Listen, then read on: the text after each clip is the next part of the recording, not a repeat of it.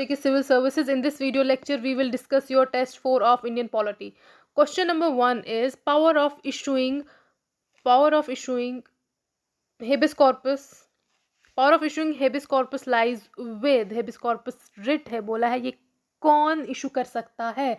ठीक है, तो देखिए आर्टिकल 32 इंडियन कॉन्स्टिट्यूशन देता है. आर्टिकल 32 ऑफ इंडियन कॉन्स्टिट्यूशन जो है वो सुप्रीम कोर्ट को पावर देता है टू इशू रिट्स. 5 तरह की रिट्स से हमने पढ़ी थी, हमने ऐसे रखा था इसको याद, HMPC ठीक है ना. हेबिस कॉर्पस मैंडेमस, प्रोबिशन सर्चराई और क्यो वारंटो. तो हेबिस कॉर्पस कौन इशू कर सकता है? 32 आर्टिकल सुप्रीम कोर्ट को देता है और 226 आर्टिकल हाई कोर्ट को पावर देता है रिट्स इशू करने की. तो इसका आंसर आएगा both A and B. Your question number 2 is, इसको मैच द फॉलोइंग. थोड़ा सा इसका लेवल ऊपर भी नहीं है बट दिस इज इजी, बस मैच करना है आपको. सो हेबिस कॉर्पस किसके साथ, इसका जो आंसर है गाइज, इसका आंसर आपका पार्ट 3 है. अब हम 1 बाय 1 देखते हैं. देखिए habeas corpus means unlawful detention. मतलब अगर आपको किसी ने डिटेन किया है, कोर्ट ये ऑर्डर देता है कि जिसको डिटेन किया है उसको मेरे सामने पेश करो. देन सेकंड का है, बी का है आपका 3 mandamus, non performance of public duties इसका आएगा. यानी कि अगर कोई भी गवर्नमेंट ऑफिशियल अपनी ड्यूटी या पब्लिक ऑफिसर अपनी ड्यूटी नहीं करता है तो मैंडेमस क्या है? मैंडेमस का लिटरल मीनिंग है भी कमांड, वो कमांड करता है. ठीक है ना. ये इशू होती है by the court to public officials asking him to perform their duties. ठीक है, ड्यूटीज़ परफॉर्म करने के लिए रिट इशू होती है. Then third is quo warranto. ठीक है, quo warranto means by what authority. इसका दिया है आंसर 4. क्यू वारंटो का unlawful occupation of public office, यानी कि बाय व्हाट अथॉरिटी कोई अगर किसी पब्लिक ऑफिस में काम करता है. ठीक है ना, तो ये रिट इशू होती है to ask question, to inquiry करने के लिए कि अगर कोई पर्सन किसी ऑफिस में है तो क्या वो लीगली है उस ऑफिस में या इलीगली बैठा है. Then D is certiorari. इसका आंसर है correctional directions to subordinate courts. ठीक है, देखिए सर्चराई में अगर सबॉर्डिनेट कोर्ट कोई डिसीजन देता है और वो उसकी जुरिडिक्शन के अंडर नहीं आता है तो वो डिसीजन क्वैश हो जाता है. ये हमने पढ़ा था. Okay, so answer is part 3. Question number 3 is Dr. B.R. Ambedkar has called which fundamental right as the heart and soul of the constitution. ठीक है ना, हमें which fundamental as soul and heart of the constitution, it is your right to constitutional remedies. Okay, question number 4 is article 29 of the constitution of India deals with, ये हमने पढ़ा है, it deals with the protection of interest of minorities. Question number 4 is which article of Indian Constitution prohibits human trafficking and begar system. बेगार यानी कि forced labor हमने पढ़ा था ये. It is your article number 23. So your answer is part A. That's all for today. Thank you. MCQ lecture 5. So our first question is Pragati scheme launched for disabled boys, disabled girls pursuing technical education, या फिर both A and B. So its correct option is girls pursuing technical education, क्योंकि हमने पढ़ा था कि जो प्रगति scheme है वो लॉन्च हुई है गर्ल्स के लिए, जिसमें उनको 50,000 रुपीज़ तक की स्कॉलरशिप दी जाती है. और डिसेबल बॉयज़ के लिए कौन सी स्कीम हमने पढ़ी थी? दैट इज़ योर सक्षम.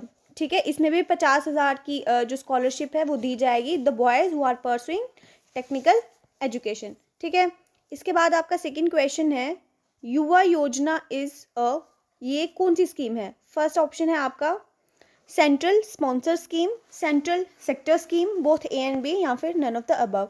सो इसका जो करेक्ट ऑप्शन है वो है आपका ऑप्शन 1, जिसमें जो ये है सेंट्रल स्पॉन्सर स्कीम. देखिए सेंट्रल स्पॉन्सर स्कीम में हमने पढ़ा था कि ये जो स्कीम्स होती हैं इसमें जो फंडिंग होती है वो आपका सेंट्रल गवर्नमेंट भी करता है, वो आपका स्टेट गवर्नमेंट भी करता है. इन द रेशो वेरी कर सकता है. ठीक है, इसके बाद जो आपकी सेंट्रल सेक्टर स्कीम होती है, ठीक है, उसमें जो फंडिंग होती है आपकी वो करता है आपका सेंट्रल गवर्नमेंट. इसके बाद आपका थर्ड क्वेश्चन है प्रधानमंत्री कौशल विकास योजना लॉन्च्ड बाय, ठीक है, लॉन्च्ड बाय किसके द्वारा ये जो है वो लॉन्च की गई है? फर्स्ट है आपका ministry of skill development, ministry of home affairs, ministry of house and urban affairs and ministry of education. देखिए जो ये योजना है ये बता रही है किसके बारे में, कौशल के बारे में। कौशल इटसेल्फ सेज अबाउट स्किल, ठीक है। तो इसका करेक्ट ऑप्शन क्या होगा, इसका करेक्ट ऑप्शन होगा आपका ministry of skill and development, ठीक है, ऑप्शन ए। इसके बाद आपका फोर्थ क्वेश्चन है, which scheme is changed as PM Poshan, मतलब रिसेंटली किसका नाम चेंज करके पीएम पोषण किया गया है। इसका ऑप्शन नंबर 1 है आपका mid day meal, social assistance scheme for COVID moralities, युवा योजना, या फिर नन ऑफ दिस। तो इसका जो करेक्ट ऑप्शन है इसका वो है मिड डे मील। हमने पढ़ा था कि तमिलनाडु स्टेट जो थी वो ऐसी पहली स्टेट थी जिसने इसको इम्प्लीमेंट किया था, और रिसेंटली इसका नाम जो है वो चेंज किया गया है टू पीएम पोषण। जो आपकी सोशल असिस्टेंस स्कीम है ये आपकी है JNK के लिए, ठीक है। तो इसका जो करेक्ट है ऑप्शन वो है मिड डे मील। इसके बाद जो आपका फिफ्थ क्वेश्चन है वो है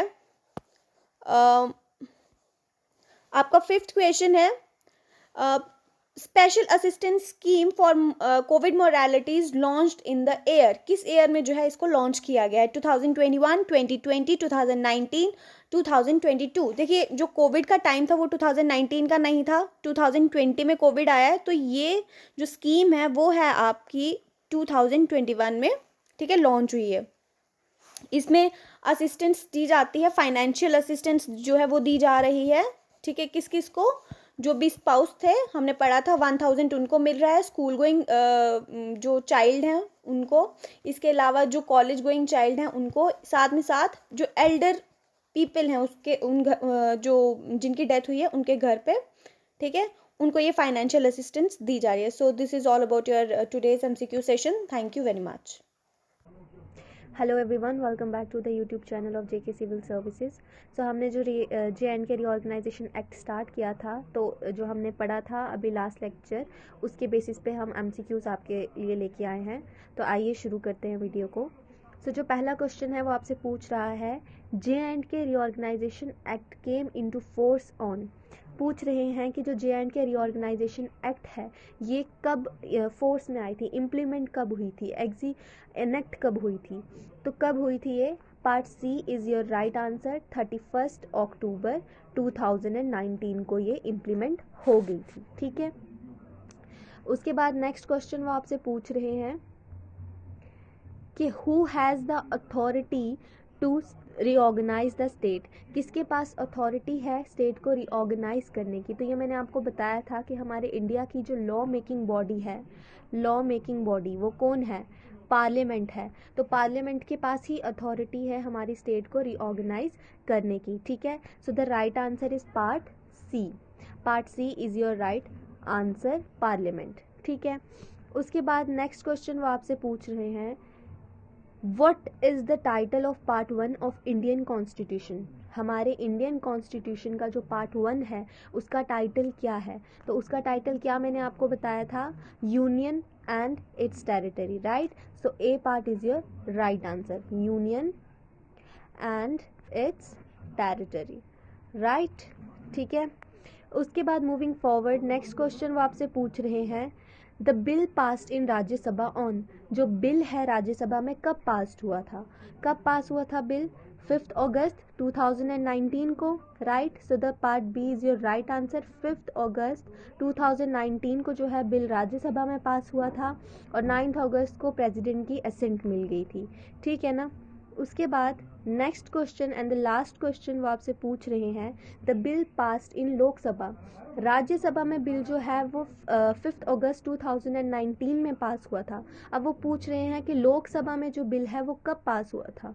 तो लोकसभा में बिल कब पास हुआ था, 6 अगस्त 2019। So B part is your right answer, 6 अगस्त 2019 को जो है बिल लोकसभा में पास हुआ था, 5 अगस्त को राज्यसभा में पास हुआ था, और 9 अगस्त को प्रेसिडेंट की असेंट, प्रेसिडेंट का अप्रूवल मिल गया था, okay. So thank you so much. Welcome dear students, आज हम करने जा रहे कुछ important MCQs on coding decoding. Already हमारा लेक्चर कोडिंग डिकोडिंग पे अपलोड हुआ है हमारे YouTube channel JK civil services पे। वो लेक्चर देखने के बाद आप ये MCQs बहुत ही ईजिली सॉल्व कर सकते हो। So here goes the MCQ number first. अगर हम इस MCQ नंबर फर्स्ट को एनालाइज करेंगे तो क्या दिया हुआ है, एक coding in a certain coding system RBM STD BRO PUS means the cat is beautiful. तो एक किस्म का कोड दिया हुआ है, ठीक है ना। इस कोड में क्या दिया हुआ है, RBM STD BRO PUS का मतलब क्या है, the cat is beautiful. Likewise हमें बाकी स्टेटमेंट्स भी दिए हुए हैं, ठीक है ना, उनको भी हम पेन डाउन यहाँ पर करेंगे। जैसे कि हमें दिया हुआ है TNHPUSDIMSTD means the dog is brown. तो यहाँ पर सीधे सीधे लिखा है RBM STD means this and this. हमें क्या निकालना है, क्वेश्चन कह रहा है कि आपको निकालना है हैज़ का कोड क्या होगा। अब देखिए हैज़ किस वाली लाइन में है, तो the dog has cat, the dog has cat है, और हैज़ कहीं पर भी रिपीट नहीं होता है, like the cat is beautiful, the dog is brown. इसका मतलब ये हुआ हैज़ का कोड निकालने के लिए हमें द डॉग और कैट का कोड निकालना पड़ेगा। अब देखिए द का कोड हम कैसे निकालेंगे, द तीनों लाइन्स में रिपीट होता है, जैसे the cat is beautiful, the dog is brown, the dog has cat, तो द तीनों में रिपीट होता है। अब हम देखेंगे कोडिंग सिस्टम में तीनों में क्या है, तीनों में रिपीट में क्या है। सो तीनों में जो हम यहाँ पर देख रहे हैं वो है PUS तीनों में है। इसका मतलब क्या हुआ, द का जो कोड है PUS। आप देख सकते हो यहाँ पर द है, यहाँ पर भी द है, यहाँ पर भी द है, और तीनों में क्या है, PUS है। तीनों में क्या है, PUS है, और तीनों में PUS है। इसका मतलब द का कोड हमारा बना PUS। अब इसी तरीके से हम देखेंगे डॉग का कोड क्या है। सो डॉग हमारा जो बनता है वो सेकंड एंड थर्ड लाइन में है। तो सेकंड एंड थर्ड लाइन में हम देखेंगे कॉमन क्या है, सेकंड एंड थर्ड लाइन में हम देखेंगे कॉमन क्या है। सो अगर आप सेकंड लाइन को एनालाइज करोगे तो यहाँ पर आपकी सेकंड लाइन दी हुई है TNHPUSDIMSTD, और ये तो इन दोनों लाइंस में जो कॉमन यहाँ पर अभी हमें दिया गया है वो क्या है, DIM, ठीक है ना। आप देख सकते हो यहाँ पर भी DIM है, DIM है। हाँ हाँ, एक चीज़ यहाँ पर है, PUS भी है, PUS भी कॉमन है, लेकिन वो ऑलरेडी आया हुआ है। पहले हमें देखना पड़ता है तीनों में कॉमन क्या है, तो वो तो ऑलरेडी कैंसिल हुआ था PUS। तो DIM है, इसका मतलब डॉग का जो हमारा कोड है वो है DIM। इसी तरीके से अब हम हमारा क्या बचा, डॉग भी आया, कैट, तो कैट का कोड हमें कहाँ से मिलेगा, पहली और लास्ट लाइन से। तो पहली और लास्ट लाइन में हम देखेंगे कॉमन क्या है। सो पहली और लास्ट लाइन में अगर हम देखेंगे कॉमन क्या है, देखिए BRO है, यहाँ पर भी BRO है। सो कैट का कोड बनेगा BRO। अब अगर आप इस लाइन को एनालाइज करोगे, द का कोड भी आया हमारे पास, ठीक है ना, एंड द का कोड जो आया हमारे पास दैट इज़ PUS। लाइकवाइज हमारे पास डॉग का कोड आया DIM, हमारे पास कैट का कोड आया BRO। तो बचा क्या, CUS जो कोड होगा हैज़ का। तो हैज़ का जो कोड है that is CUS। Option number D is the correct answer. अब देखिए आगे बढ़ेंगे, और मैट्रिक्स जो हमारा क्वेश्चन पूछा गया है मैट्रिक्स कोडिंग से। तो मैंने ऑलरेडी लेक्चर में आपको कहा है कि एक बहुत बड़ी लाइन दी हुई होती है, एक पैसेज जैसा दिया हुआ होता है, इसको हमें नहीं पढ़ना है, बस एक लाइन को देखना है कि ये वाली लाइन को हमें देखना है। A letter from these matrices can be represented. First क्या है, पहले रो लेना है, इसके बाद कॉलम लेना है। तो हमें पता है इसको बोलते हैं रो, इसको बोलते हैं रो, और कॉलम ऐसे होता है, हमारा कॉलम ऐसे होता है, ठीक है ना, ये ऑलरेडी हमने डिस्कस किया है। सो रो, ये हमारा रो हुआ, ठीक है ना, ये भी हमारा रो हुआ, ठीक है, जब हम ऐसे लेंगे, और कॉलम ऊपर से नीचे, ठीक है, ये हमारा कॉलम होता है। अब देखिए आप यहाँ पर क्या दिया हुआ है और हमें निकालना क्या है। क्वेश्चन में दिया हुआ है आपको स्टॉप का कोड निकालना है, स्टॉप का कोड निकालना है, STOP।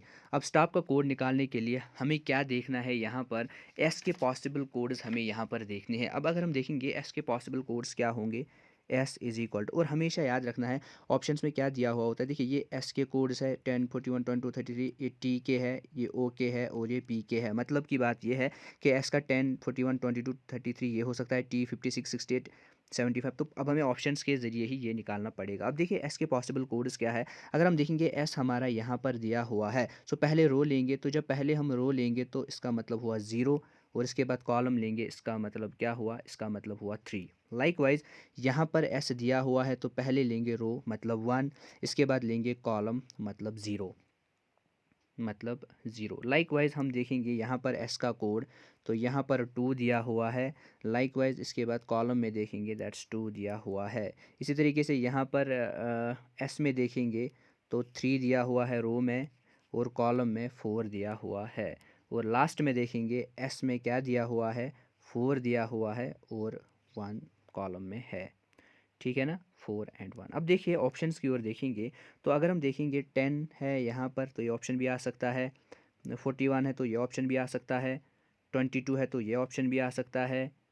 और अगर हम देखेंगे 33 नहीं हमें मिला, ठीक है ना, 33 हमें नहीं मिला। क्यों नहीं मिला? क्योंकि अगर हम देखेंगे 33 किसका कोड हो सकता है, यहाँ पर एम का कोड हो सकता है 33, तो ऑप्शन डी हमारा कैंसिल होता है। अब हम इन्हीं 3 ऑप्शंस पे काम करेंगे और इसके बाद देखेंगे टी के पॉसिबल कोड्स क्या है। तो अभी तक हमारा ऑप्शन 1 भी करेक्ट है, ऑप्शन 2 भी, 3 भी करेक्ट है। अब हम देखेंगे टी के पॉसिबल कोड्स क्या है। अगर टी के पॉसिबल कोड्स आप देखोगे तो टी हमारा यहाँ पर दिया हुआ है, तो 5 आएगा पहले, फिर 6 आएगा, मतलब 56। लाइकवाइज यहाँ पर आएगा हमारा 60 और 8, इसके बाद आएगा हमारा यहाँ पर 70 और 5, इसी तरीके से यहाँ पर हमारा आएगा 87 और लाइकवाइज हमारा आएगा यहाँ पर 99। अब हम देखेंगे इन ऑप्शंस में से कौन सूटेबल है। देखिए 56 तो ये वाला ऑप्शन भी फ़िलहाल स्टैंड है, 68 तो ये वाला ऑप्शन भी स्टैंड है, 75 तो ये वाला ऑप्शन भी हमारे पास स्टैंड है। मतलब अभी तक तीनों और भी सही है, ऑप्शन नंबर 1, 2, 3। अब हम देखेंगे ओ के पॉसिबल कोड्स क्या है। अगर आप ओ को एनालाइज करोगे तो ओ आपका यहाँ पर है, ठीक है ना, तो 01 पहले आएगा। लाइकवाइज यहाँ पर क्या आएगा, 1 और 3 आएगा। यहाँ पर क्या आएगा, 2 और 0 आएगा। और यहाँ पर क्या आएगा, 3 और 2 आएगा। और यहाँ पर क्या आएगा, 4 और 4 आएगा। सो अब हम देखेंगे 01, ठीक है ना, 01 भी हमारा यहाँ पर है तो स्टैंड है ये ऑप्शन, ठीक है ना। 1 3 कहीं पे नहीं है, 2 0, ठीक है ना, कहीं पर भी नहीं है, और 3 2, मतलब ये वाला ऑप्शन हमारा, सॉरी 44 भी है, 44 भी है। तो तीनों ऑप्शन अभी तक ठीक है, तीनों ऑप्शन फिर से ठीक है। अब हम देखेंगे लास्ट वाला जो हमारा बचता है, दैट इज़ पी के पॉसिबल कोड्स क्या है। अब जब हम पी को देखेंगे, पी के पॉसिबल कोड्स क्या, तो पी हमारे पास यहाँ पर है, पी हमारे पास यहाँ पर है। सो जो पी के पॉसिबल कोड्स है दैट इज़ 59, और इसके बाद यहाँ पर देखेंगे दैट इज़ 66, इसके बाद यहाँ पर देखेंगे दैट इज़ 78, लाइकवाइज 85 और 97, ठीक है ना, 90। लाइकवाइज यहाँ पर पी 99 और 7, 97। अब हम देखेंगे यहाँ पर हमारा क्या मैच होता है, लास्ट वाली लाइन है तो 59 यहाँ पर हमारा मैच होता है, 59 हमारा यहाँ पर मैच होता है। सॉरी ये तो ऑलरेडी एलिमिनेट हुआ था, 59 नहीं आएगा, ये तो ऑलरेडी एलिमिनेट हुआ था हमारा, ठीक है ना। अब हम देखेंगे इनमें से कौन ऑप्शन यहाँ पर करेक्ट होगा, दैट इज़ 97। तो यहाँ पर 97 है तो इसका जो करेक्ट ऑप्शन है that's option number A is correct. तो इसका जो आंसर आएगा दैट इज़ ऑप्शन नंबर 8। सो ये थे हमारे कुछ इंपॉर्टेंट MCQs जो हमने इस वाले लेक्चर में डिस्कस किए। उम्मीद है कि आपको कोडिंग डिकोडिंग का टॉपिक जो है बहुत ही अच्छे से क्लियर हुआ होगा। अगर स्टिल आपको लगता है कहीं पर कन्फ्यूजन है, कुछ क्वेश्चंस आपको लगते हैं जो बहुत ही डिफ़िकल्ट है और आपको समझ नहीं आते, तो कमेंट सेक्शन में आप आइए, वहाँ पर कमेंट कीजिए, फीडबैक भी दे सकते हो आप, वहाँ पर will try to reach you आपके हर क्वेश्चन के साथ। Thank you. अस्सलाम वालेकुम, welcome back to JK civil services. इस लेक्चर में हम test solutions time and work part 2 पे जो क्वेश्चंस ऐप में आए थे उसके सॉल्यूशंस पे बात करेंगे। तो सबसे पहले आप देखिए क्वेश्चन नंबर 1 है, A can complete a work in 16 days, B can complete in 12 days, starting with A they work alternately, the work completed will be done in how many days. तो ये अल्टरनेट वर्क का concept है। देखिए पहले ए और B 16 और 12 में कर रहे हैं तो इनका LCM ले हमने 48, तो इफ़ इनकी एफिशिएंसी निकल के आई, ये आपको पता है।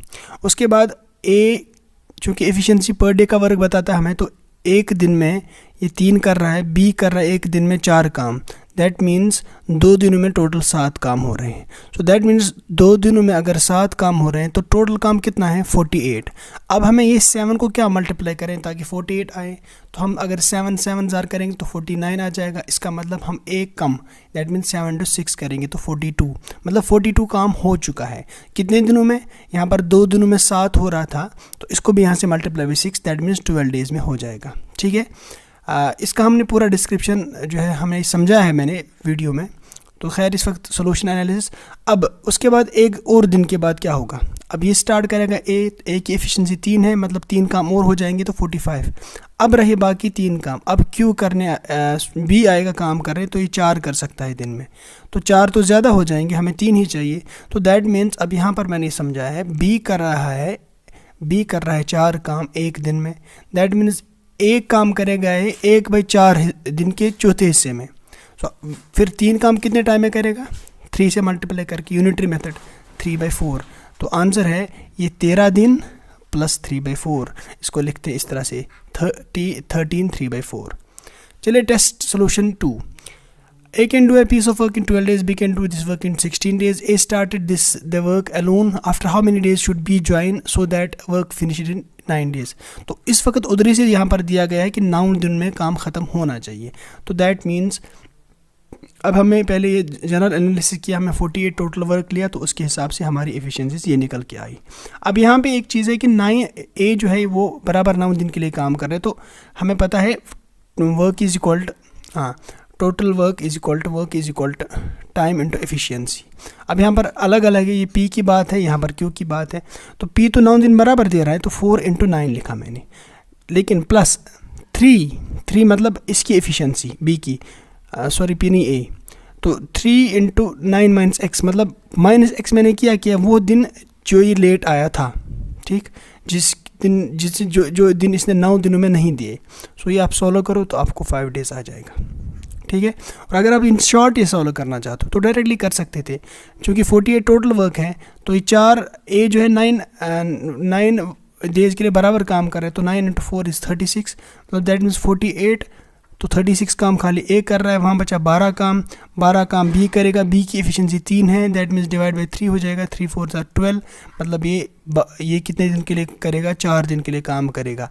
दैट मीन्स 9 - 4, तो चूँकि ये 5 दिन बाद, ये कितने दिनों बाद आ जाएगा फिर, 9 - 4, 9 टोटल है -4 जितने दिन ये करेगा बाद में, दैट मीन्स 5 डेज। तो 5 इज़ द करेक्ट आंसर। तो अब यहाँ पर 5 पर्सन्स के prepare an admission list in 8 working days. तो ये MDH कॉन्सेप्ट है, सिंपल है बिल्कुल। M1 D1 H1 M2 D2 H2 काम सेम है तो काम कट जाएगा।